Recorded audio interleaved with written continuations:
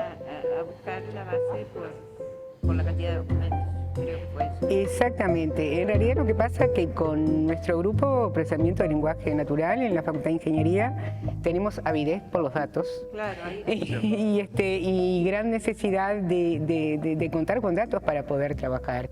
Y bueno, la base de jurisprudencia nacional, que tú, me imagino yo, muchos de los antecedentes, no los tengo presentes ahora, era un muy buen caso y además un dominio muy interesante para experimentar, ¿no? sí, la base de jurisprudencia nacional en realidad era un archivo de sentencias que se llevaban en biblioratos y se apilaban en estanterías hasta el 2002, en que la Suprema Corte de Justicia decidió digitalizar y con recursos propios del Poder Judicial se estableció un sistema un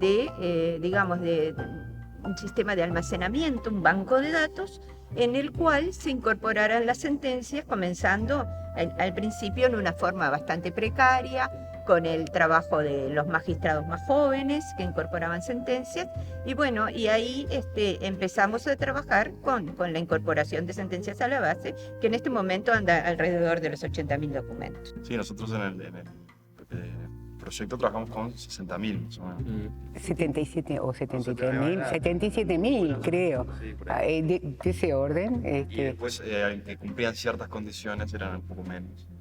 Claro, a mí una cosa que me intriga un poco es conocer cómo se usa en consultas en el medio la base de jurisprudencia. Bueno, el tema del uso viene dado por las necesidades que tienen estudiantes, docentes, abogados, fiscales, de consultar información jurídica que, si bien en nuestro derecho no es precedente, se siguen algunos criterios o simplemente se estudia para controvertirlos.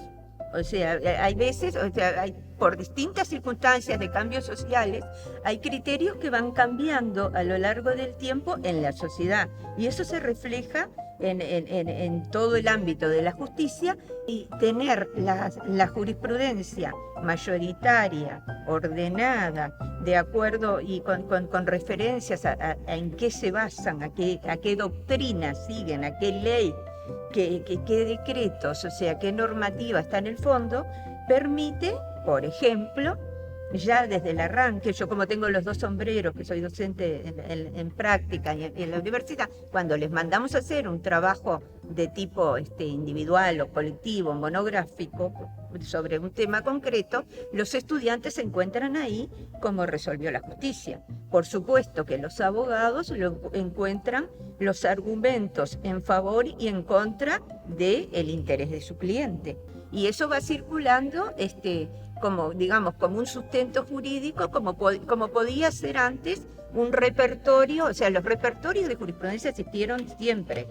O sea, pero eran publicaciones, primero privadas, después el Poder Judicial hizo su propio camino, y bueno, y de alguna manera la información, para poder consultarla, ustedes saben mejor que yo que tiene que estar ordenada. Lo que se vio, lo que vimos como necesidad fue mejorar la anonimización de los datos personales, justamente, porque es uno de los trabajos más artesanales que se hace. Y por el otro lado, buscar estrategias que mejoraran el tema de búsqueda. O sea, valga la redundancia, porque a veces uno hacía una búsqueda y te trae o demasiado ruido o silencios. Entonces, por más que existe una estructura creada, que fue desarrollado por los magistrados, tomando como base los programas de las distintas asignaturas de la Facultad de Derecho, todo eso sí conduce, pero a veces la información se pierde. O sea, nos faltaba una consistencia de alguien que le pusiera pienso desde la teoría del lenguaje. Además, María Luisa, me imagino que todo el tema para ingresar todas estas sentencias a la base de datos requiere un tiempo importante de las personas que se encargan precisamente de procesar las sentencias. de clasificarlas, de anonimizarlas, de Claro. los nombres, ¿no? Ustedes imagínense que a veces en una demanda laboral o en una demanda penal hay un conjunto de personas significativo a las cuales hay que asignarle una identidad para que la lectura del texto mantenga la coherencia. Ese es el problema fundamental, porque vos podés tener de repente 10 o 12 imputados. Ahora hay un caso relevante en que hay un montón de víctimas y un montón de imputados y hay que asignarles una cierta coherencia a la lectura del texto, evitando en algunos casos mencionar, ya sea porque son primarios, ya sea porque son víctimas, nombrar a esas personas. Claro, O sea, no basta tachar, hay que no hacer un basta trabajo tachar. mucho más. O sea, eso tiene que quedar legible, porque lo que declaró A, que determina que A sea procesado, no es lo mismo que declaró B, que de repente tiene una sanción, una punición diferente. Y esa fue una de las dificultades, ¿no? Esa fue una Y eso fue uno Claro. de los trabajos que tuvimos que hacer, ¿no? Detectar en los textos, en las sentencias, detectar los nombres de las personas que estaban involucradas, que además no son todas las personas, porque los jueces, por ejemplo, los abogados normalmente no son nombres que uno elimina o digamos intenta ocultar en los textos de las sentencias, sino detectar las personas vinculadas, las partes, digamos, y asignar de alguna forma, encontrar las distintas formas que una misma persona se menciona en el texto, porque en una sentencia no se menciona siempre igual, ¿no? A veces se mencionan las relaciones filiales o otro tipo de dispositivo del lenguaje que no nombra los nombres propios, ¿no? No sé, a mí, yendo un poquito a la otra componente del tema, me parece interesante, no sé, ver qué posibilidades, qué grado de madurez tiene el procesamiento del lenguaje natural dentro de la inteligencia artificial, que es el conjunto de técnicas que se han usado para resolver esto. Bueno, en el procesamiento de texto uno tiene distintas técnicas y digamos, distintas formas de encarar un poco el camino de la solución. En este caso particular nosotros teníamos una gran cantidad de datos, por suerte, de texto, y por ejemplo en el caso de la anonimización tenemos las sentencias con los nombres verdaderos de las personas y tenemos ejemplos de sentencias en los cuales los nombres, de las mismas sentencias en los cuales los nombres están ocultos. El problema ahí es un poco encontrar, digamos, la correspondencia entre los nombres y esas ocultaciones, porque muchas veces en el proceso de edición de la sentencia manual, la sentencia se cambia. Sí, a mí otra cosa que me parece importante es poner en relieve, bueno, que en el procesamiento del lenguaje natural es una disciplina que trabaja con recursos prehechos, porque bueno, la lengua es un bien colectivo de la humanidad y la comprensión de la lengua es algo que compartimos los humanos, y eso ha determinado que para cada idioma se genere un conjunto amplio de recursos. Bueno, y el deseo de uno es, cuando tiene una aplicación, un dominio nuevo, es poder usarlos. Y bueno, y hemos constatado algo que ya se sabe, y es que el dominio del lenguaje, de cómo es el lenguaje en los textos legales, el dominio de las sentencias judiciales, las particularidades lingüísticas hacen que sea muy difícil rehusar tal cual los recursos de uso general que existen en el medio, que por suerte se comparten en la comunidad, que son libres en general. Ocurre que estos recursos se han generado entrenando, aprendiendo por métodos de aprendizaje automático, contextos que en general son de noticias o literarios o similares.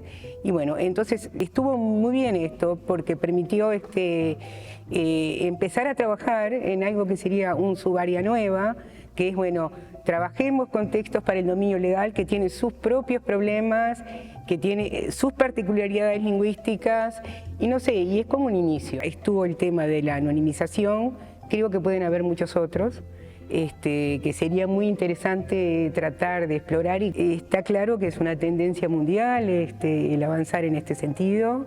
yo espero que exista la oportunidad de seguir generando proyectos en este sentido y que este proyecto inicial en realidad genere a su vez un ambiente de cooperación entre los grupos relativamente distintos, ¿no? Que en general no comparten, y también de problemas a los cuales nos hemos enfrentado por el dominio del que se trata, ¿no? Con respecto al lenguaje particular legal, me parece que fue un desafío grande para nosotros. Primero, lograr comprender las sentencias, ya hubo que leer bastante y acostumbrarse, pero además no solo las palabras que se usan, sino la estructura de los textos.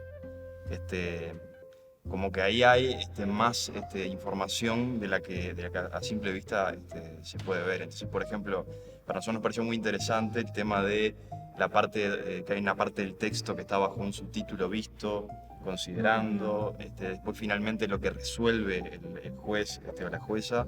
Entonces me parece que eso fue bien interesante porque primero nos permitía a nosotros, a veces había textos muy largos que dificultaban el procesamiento computacional de la información, y nos convenía hacerlo por partes, sobre todo porque entendíamos que a priori era más probable que en algunas de esas partes hubiera más nombres propios que en otras. Claro. Que otro tema que yo no lo señalé, pero es muy relevante, esta información está disponible para toda la población. Claro. O sea, es una información gratuita. No se pensaba ser así y no todas las bases de jurisprudencia son las bases digamos, las bases disponibles para los juristas son gratuitas. O sea, hay muchas bases que son pagas. Y esto, la Suprema Corte de Justicia, que lo creó para un uso en principio interno de los magistrados y de las personas allegadas a la conformación de la decisión, cuando vino, o sea, cuando se empezó a hablar de acceso a la información pública, resolvió ponerlo online y gratuito. Que eso, o sea, porque antes era una base de jurisprudencia que se manejaba en los niveles internos dentro de la institución. Pero hoy por hoy es un servicio también que se brinda a la comunidad en general, porque cualquiera puede buscar, un periodista, por ejemplo, que está haciendo una investigación, puede buscar cómo se resolvió en casos similares.